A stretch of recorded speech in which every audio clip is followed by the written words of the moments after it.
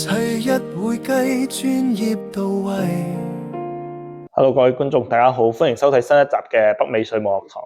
今日我哋會繼續同大家睇一睇呢個小紅書上邊一啲錯誤嘅分享。今集咧我哋咧揀咗一個叫做蘑菇姐啊。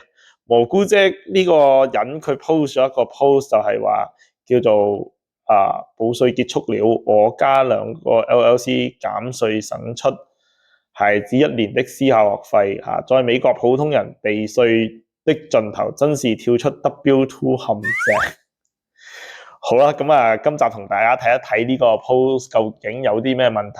咁如果你睇到呢一個 post 嘅朋友希望你特別注意或者提醒身邊嘅人，網上面嘅謠言係不可相信嘅。首先呢個 post 咧個理論係講緊啲咩咧？就係講緊話佢做生意嘅。做咩生意唔好講啦，咁但係我哋一般理解做生意，你 single member LLC 大多數嘅情況啦，即係大多數嘅情況嘅，係講緊你會 report 去 Schedule C 嘅。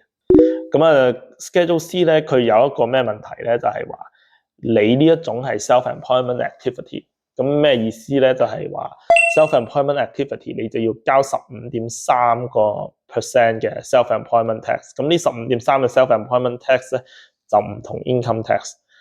15.3% 嘅 self-employment tax 係 based on 你嗰個 Schedule C 嘅 net earnings。你呢一個 self-employment tax 唔同 income tax 嘅地方喺邊度咧？就係佢大部分嘅 tax credit 都用唔到。我舉個例，譬如話大家有呢個小朋友知道可以有 child tax credit 係咪？咁你 child tax credit 嘅應用就係話你有 income tax 嘅時候，你可以用啲 credit 去 offset 啦。留意你以下嘅一些 credit 咧，佢其實只係可以抵去你嗰個 income tax。譬如話你嘅 savers credit 啦、child tax credit 啦、energy credit 啦、好耐之前個電動車 credit 啦，呢啲都只係可以減去你呢一個 income tax 咧。所以甚至係你譬如話讀書，如果你 lifetime learning credit 嘅話或者 American Opportunity Tax Credit 個 non-refundable portion 咧，佢都只係可以減去你 income tax 嗰部分嘅。self-employment tax 咧係無解嘅，即係你一定要俾嘅。咁我就覺得，如果佢真係好似佢咁講你做呢個副業，首先你唔賺錢咧，你就做到廢事。應該要你做呢啲 business 嘅時候，考慮一樣嘢就係呢樣嘢係咪賺錢？如果唔係賺錢，你係為咗減稅咧，其實你係浪費時間，因為你係情願俾咗啲稅仲好，因為你又唔需要刻意搞一大堆嘢，跟住報稅填一大堆表，咁你不如唔好做啦。咁你做呢個嘅時候，你一定要有一個實際嘅收益。咁你有實際嘅收益，就自然有稅。咁有稅嘅時候，你減嘅只可以係一啲 income tax， 就唔應該係考慮呢個 self-employment tax 嘅。咁好啦，咁講到呢一度咧，佢咧就講話 OK 用啲咩方法咧？有啲咩高招咧？就係話 solo 401k 加 SEP IRA 嗰個 contribution。我唔知道佢首先講呢樣嘢係副業啦，咁即係話有一個正業啦，咁佢個正業好可能都係一份 W2 嘅工作。OK， 如果佢係正業係一個 W2 嘅工作嘅話，如果佢個僱主亦都有提供 401k 嘅話，咁佢可以供幾多呢個 solo 401k 咧？都可以嘅，即係都可以供嘅，但係嗰個數字亦都係非常有限，因為要 depends on 佢本身工作嗰個 401k 去調整嘅。SEP IRA 亦都係一樣咁我唔知道佢係可能係兩夫妻咁樣，一個人用 solo 401k， 一個人係用 SEP IRA 啦。但係前提之下係佢個僱主都冇呢個 employer 嗰個 retirement plan 俾佢冇嘅咁佢先至有機會。就算有有提供俾佢咁樣副業，如果賺嘅錢唔夠多，其實都好有限。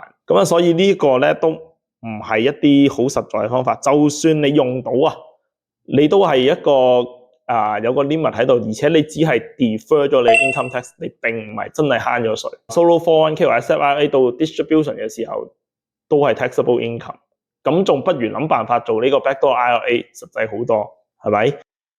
下一樣嘢就係話佢話啲咩 business expense， 咩家庭辦公室抵扣，呢啲其實係即係唔係話唔得，咁但係同解釋阿媽係女人係冇分別嘅，係咪？咁即係話你呢樣嘢，喂，你 business expense 你有幾多先？係咪真係好多？如果你好多嘅話，下一個問題又嚟啦。如果萬一你做到蝕錢嘅，咁你就要好認真研究你呢個所謂嘅副業究竟係一個 hobby 啊，定係真係一個所謂嘅副業？因為你如果做得好多呢啲咁嘅 expense 嘅時候，呢樣嘢係咪一個 profit motivation 咧，都好值得稅務局懷疑。咁啊，係咪可以咁樣慳稅咧？咁就真係值得商榷啦。咁啊，如果你依然係有 net earnings 嘅話，其實你都係真係冇慳到稅，因為你係有多咗 income， 係咪？咁嗱，我一般建議嗰啲 W2 嘅人咧，就唔係話啲咩開一個咩副業咁樣。係你開個副業，其實好似好有道理，咁呢樣減得，嗰樣減得咁樣，但係最後你唔好唔記得你有一個 self-employment tax。咁樣點樣避開呢個 self-employment tax 咧？最常用嘅方法當然係開 S corporation 啦，係咪？或者你開一個 C corporation，咁你用 corporation 嘅形式去經營你嘅副業，咁你咪冇呢個 self-employment tax 咯，你咪可以做到一樣都可以減到嗰啲咁嘅嘢咯。但係即係嗰啲 expense 嗰啲一樣都可以減到咯。但係個問題就係，如果你唔係一個專業嘅建議情況之下，你做呢啲嘢嘅時候，個風險就喺呢度啦。咁啊，所以咧嗱。大家睇呢啲 post 嘅時候咧，我覺得都係要小心謹慎啦。即係有唔識就應該要向專業人士請教啦。但係有冇咁大幫助咧？好似佢講嗰啲方法咧，咁就係非常之令人質疑嘅。咁我哋今日去到呢一度，如果大家覺得我哋呢個內容係有用嘅，值得分享嘅，歡迎大家點讚留言分享，多謝大家。